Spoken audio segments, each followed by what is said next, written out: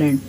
As we know, constraints are the restrictions on the motion which confine the motions and the dimensions in which the motion is performing. Now we will discuss about classification of constraints. Constraints are classified in four categories. One, on the basis of time, other velocity, another on the basis of conservation of energy, and next is the algebraic equality.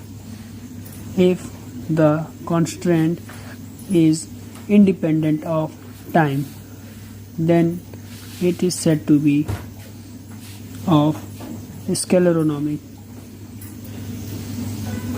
Otherwise, if the constraint is dependent of time, then it is said to be of rheonomic type.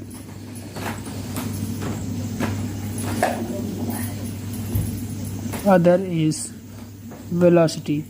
If the constraint contains terms of velocity, then it is said to be holonomic. If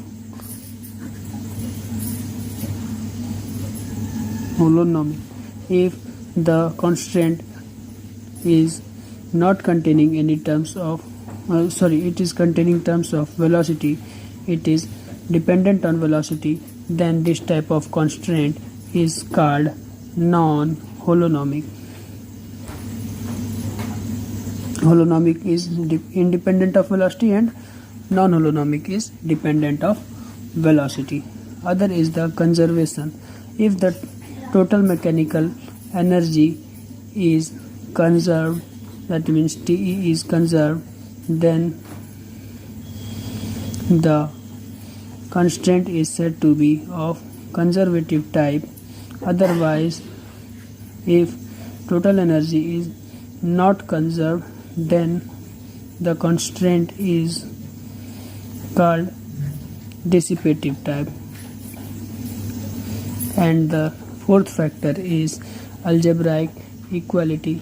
If in the constant equation, if LHS is equals to RHS, then the motion can be in the forward or in the backward direction, then this type of constraint is called the bilateral.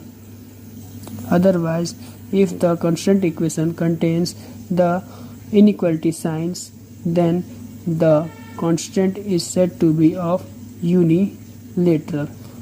It can be summarized